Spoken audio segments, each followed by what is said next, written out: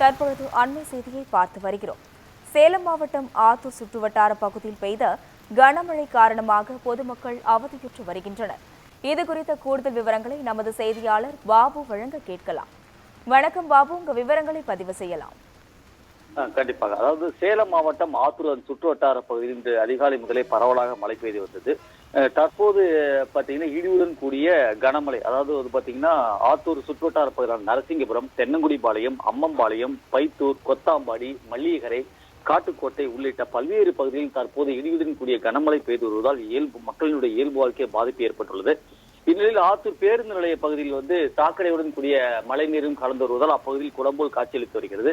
இதனால் வழியாக செல்லும் வாகன ஓட்டிகளும் தற்போது மிகுந்த சிரமத்திற்கு உள்ளாகி வருவதை நம்ம பார்த்துட்டு இருக்கோம்.